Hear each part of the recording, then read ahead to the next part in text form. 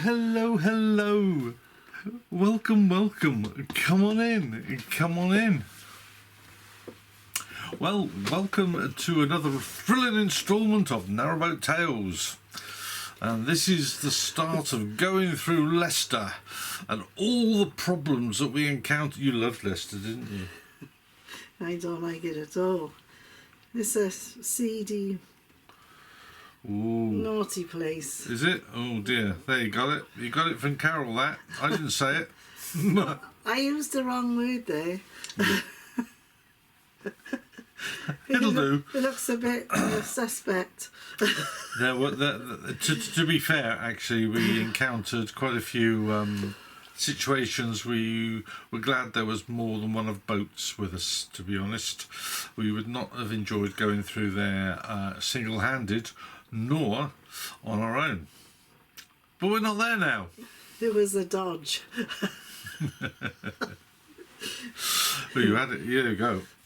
So, so this week that's where we're off to, and we had a lovely couple of days here on Morning Star, as you can see. Oh, brilliant! Yeah, Carol skipped down the pontoon when we got here. Yeah, I like being up on the roof.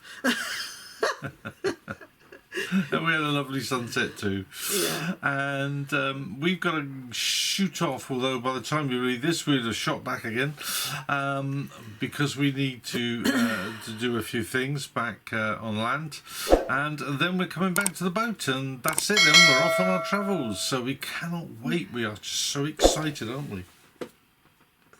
They ran on to it again. Yeah, we are. Can't wait. Great. Again, I always say that. Okay, well, let's get on and find out why Leicester proved to be such a trial for us, shall we? Come on then.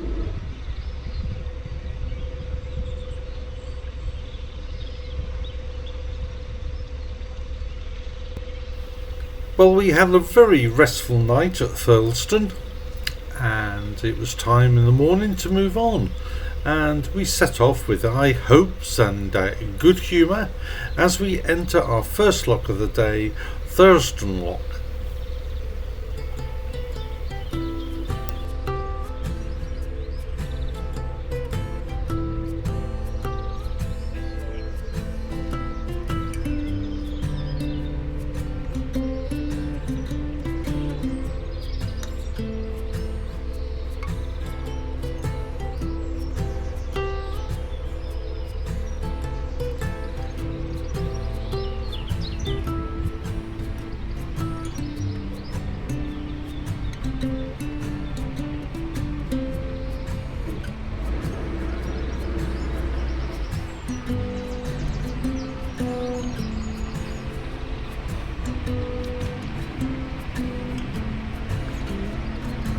On leaving the lock, there's a sign there and it says Leicester Marina.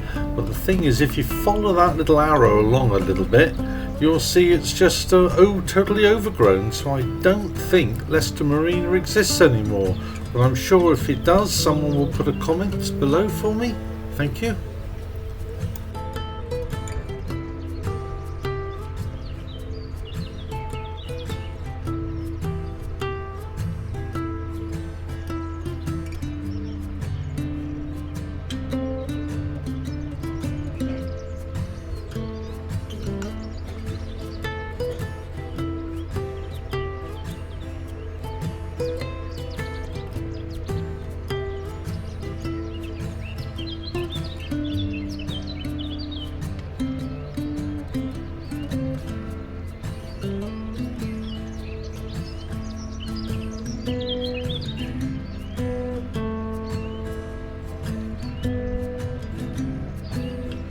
So we're all enjoying the scenery and we're having a fantastic time, laughing and joking, and looking forward to our trip through Leicester. And then it all started to go wrong.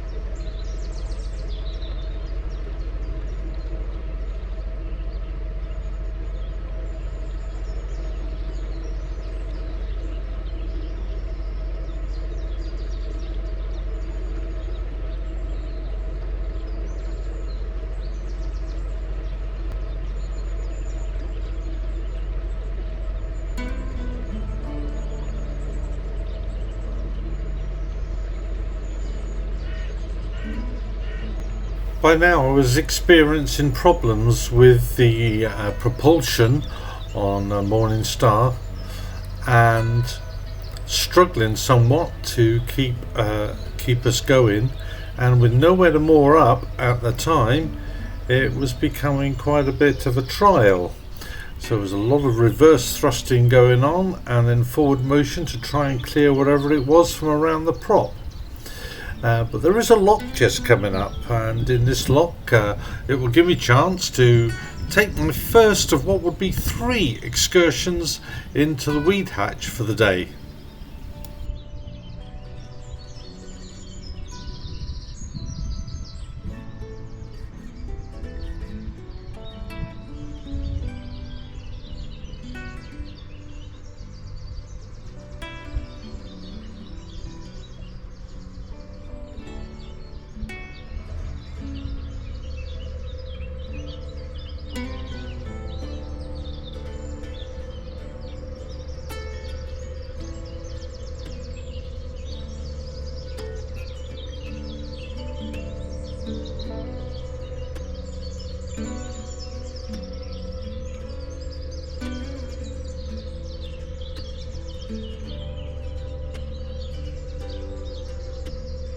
So we go into the first lock of the day, and I pull out about a 3-foot stretch of what could only be described as wire, which was in some form of ribbon. It could have been the outside of an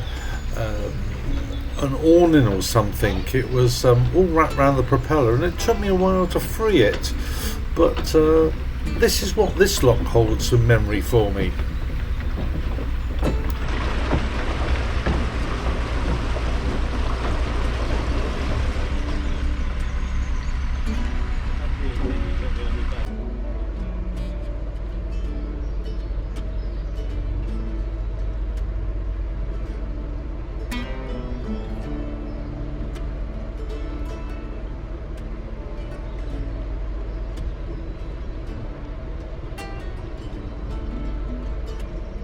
I haven't bored you with the other lock problem where I started to pull out a sari from around my propeller, and it just kept coming and coming and coming, and Steve did a very good video of that happening and the length of it on the hedgerow by the side of the lock. If you just go back to one of Steve's videos on this stretch, you will actually be able to see the result. But enough for me to say I was now less than enamoured with Leicester. We'd been through a couple of locks as well on the way up here, and there'd be some really dodgy people on those locks. We know one of them was obviously taking some drugs and was waiting for their delivery. On another occasion we just happened to glimpse somebody walking straight towards Smudge, but Steve was able to jump off the boat in time and let the guy know that we knew he was approaching us. It just didn't have a very good vibe. I'm sorry, Leicester, if you're from Leicester. My impressions so far are not very good at all, but these are my personal impressions, and you have to bear that in mind based on the experiences that we felt as we were coming through.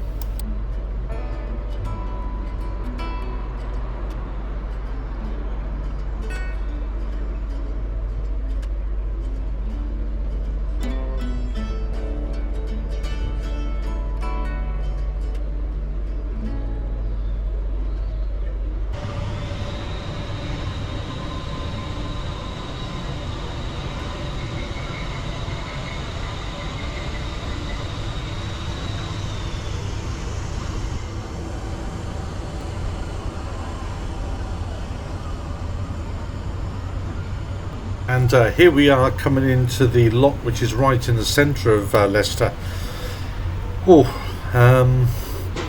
It was a very difficult lock to work. In fact, there were a couple of the CRT guys gardening there at the time, and we had to ask for their help to open the lock gates before we could go through. It just felt so uncomfortable.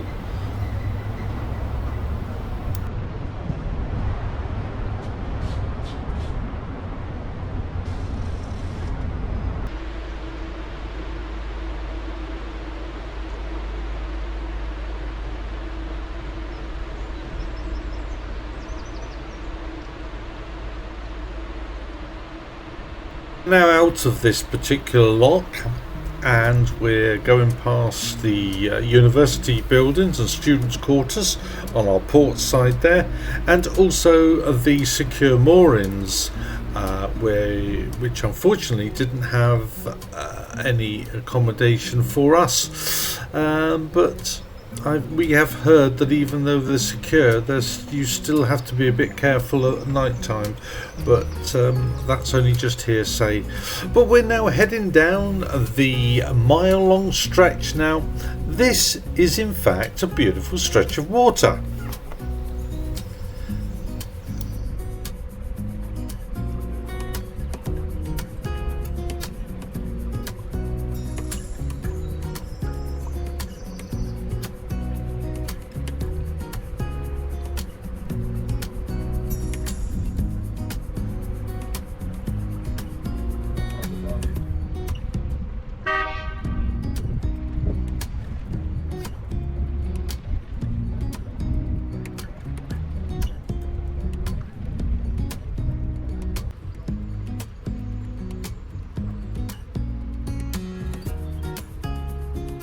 More accommodation on our starboard side as we go along, and for most of this mile there are rings on the towpath side for you to moor up in. My question is, why was no other boat moored up at any of those rings for the whole mile? Is what they say about Leicester at night right? Shall we ask the swans? Nah, they're not going to answer, are they? I think we'll just sit back and we'll just enjoy this mile, because it's a gorgeous stretch of water, and it's used for the rowing boats and for people practicing for their competitions and skills, and it's quite fascinating to see them all come in. Here's one coming up now, look. We just have to keep avoiding them, but it's lovely, very, very lovely. But again, I have to ask myself, why is nobody moored up at any of these moorings?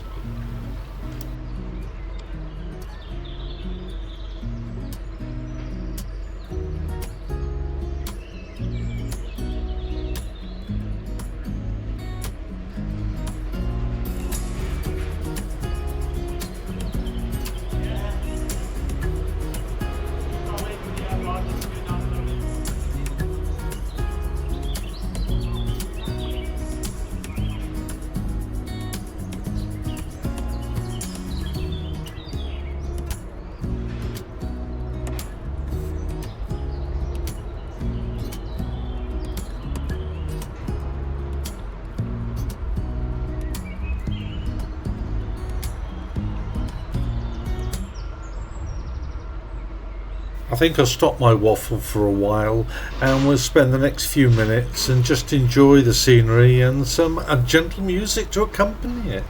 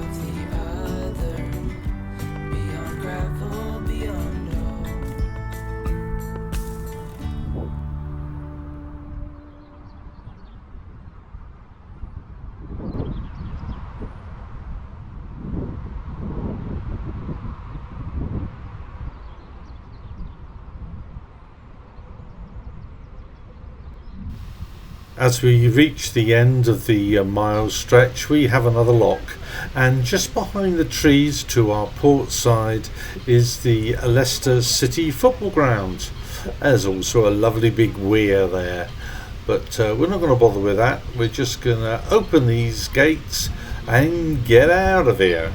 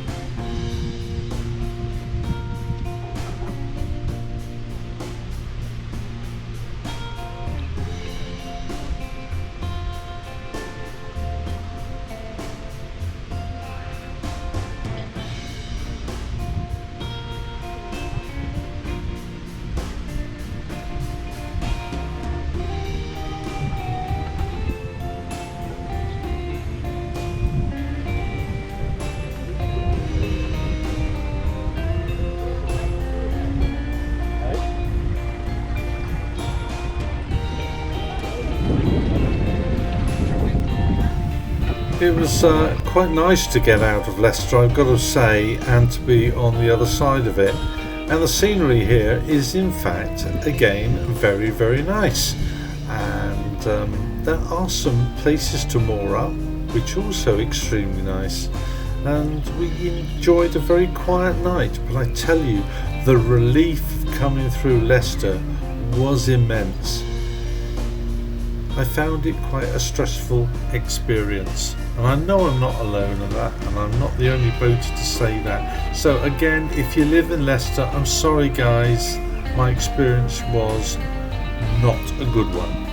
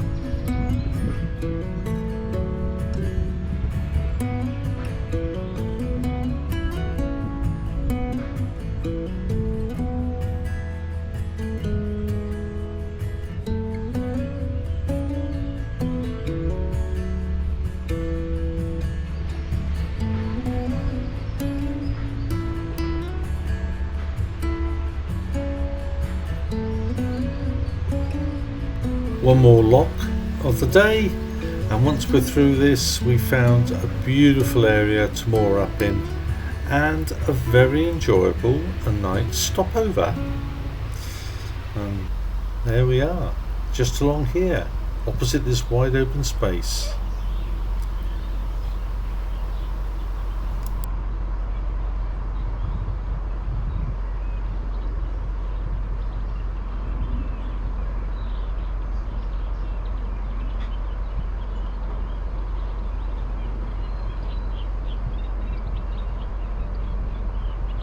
You usually pull me. Well, I have to say that when the sari came out of the water, I expected to have a body on the back of it. Ah dear, it just kept coming and coming and coming. I got so familiar with the weed hatch, Carol got jealous. But it was lovely to see all the rowers down on the, I think it's called the Golden Mile. That was absolutely lovely. And we found a lovely mooring the other side of Leicester, because the secure moorings in Leicester were all taken as we came through. So we never really got to go into the city. So that's it then, really.